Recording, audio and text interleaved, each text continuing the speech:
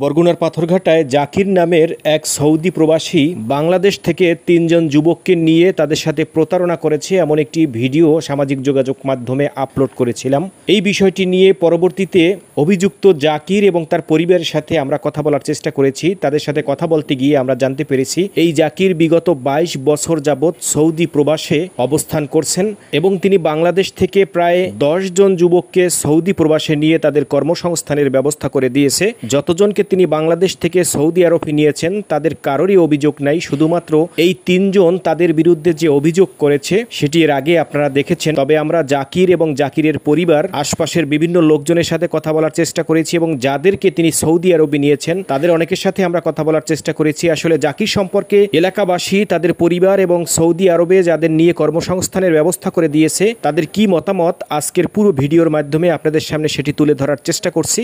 ওরা তো দেশে বসে অনেক কষ্টের কাজ করে খাইছি, ওরা চাইলে করতে পারে না। আমার স্বামী তো কোনোদিনই কোনো কাজ করতে পারে নাই, আমার স্বামী কোনোদিনও কোনো কাজ করে নাই। আমার স্বামী বাইরে যেই কাজ করে না সে তো করতেছে, সে পারলে ওরা পারবে না কেন? তারা বলে যে তারা কোনো কাজ করতে পারবে না, এসব কোনো কাজ করতে পারবে না, অফিসিয়াল কাজ চায়, তারা এসির ভিতরে কাজ চায়। এসির ভিতরে কাজ করতে হলে উচ্চ শিক্ষিত লাগে, তারপর তার যোগ্যতা লাগে, কিন্তু তার তো কোনো যোগ্যতাই নেই, শিক্ষার কোনো যোগ্যতা নাই।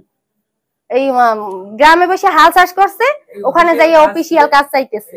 আমাদের দীর্ঘ ৩ বছর ধরে আমরা সৌদি আরব আছি, জাকির মামাই আনছে, আমাকে ভালো কাজ দিছে, ইনশাআল্লাহ আলহামদুলিল্লাহ ভালো আছি।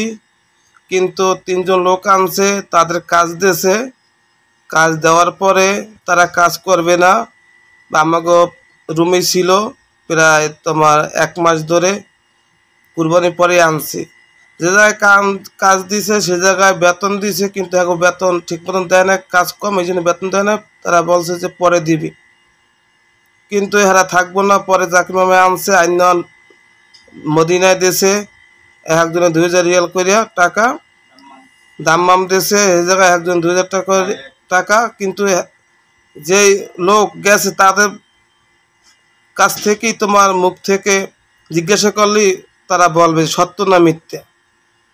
কিন্তু তাদের লাগবে যাই বলে সে যে আমাদের ছাওয়ার কাম দেবে, রৌদের কাম দেবে না। কোম্পানি থাকতে হলে রৌদের কাম থাকতে হবে, ছাওয়ার কাম মিলিয়ে কাজ করতে হবে। যারা সৌদি আরব থাকে বা বিদেশ থাকে যারা সবাই ভালো মন্দ জানে।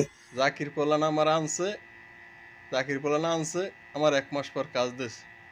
এই তারপর জাকির পোলান ৩ জন লোক আনছে, ৩ জন আনছে, আমি দাম্মাম লই গেছি, মদিনা লই গেছি, তারা কাম করে নাই, দিয়াই চললে।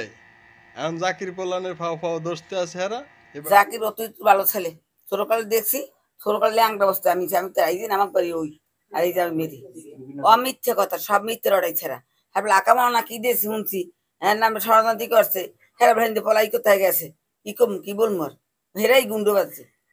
আমরা ছোটকাল থেকে বাইগুন মতন দেখছি, সব মিথ্যে, কোনো কথা সত্যিই নেই, সব বানানি কথা। ওরা কেমন টাকা পয়সা খাইবে মানুষ দ্বারা, এই জন্য ওইভাবে করে। জাকির প্রতারণার লোক না, জাকির খুব ভালো লোক, প্রায় ২০ বছর ধরে বিদেশ থাকে। এ কোনো জায়গায় একটা এমন কোনো ক্লেম নাই যে জাকির নিয়ে এবারে ঘুরেছে, এরকম কোনো নেই। এই নেই, প্রায় জাকিরের বয়স প্রায় ৫০ বছর। জাকির এই ৫০ বছর ধরে আমরা জাকিরের লাগে চলাফেরা করি, কিন্তু জাকির কোনোদিন খারাপ ছেলে না, ভালো ছেলে না। এরকম প্রমাণও নাই, এরকম আমি শুনিও নাই আর জানিও না।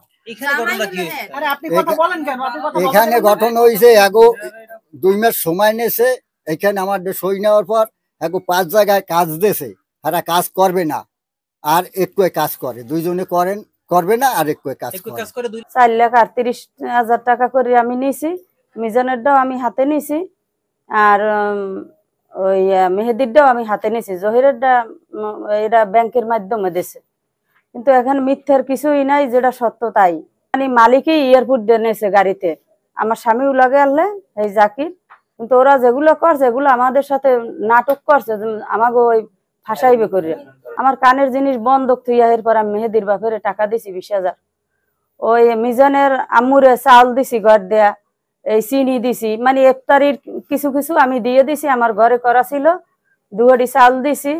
পরে আমার স্বামী একজনের ২০,০০০ টাকা করিয়ে দিয়েছে। আমি এদিক দিয়ে দিছি আর হেও এদিক দিয়ে দিছে, কিন্তু এটা মিথ্যা কিছু নাই, ওরা এটা অস্বীকার করতে পারবে না। আমার কাছে সব ভিডিও আছে এগুলো। কাজ দেছে 3 বার দেছে, না 3 বার দেছে, মানে কফিলের ও জায়গায় দিয়ে তো করিয়ে আইছে। এরপরে আমার স্বামী 3 জায়গায় দেছে, একদিন রাত্রে পড়ছে, সকালে হেরা বাসায় আয়, মানে হেরা কাজ করতে পারবে না।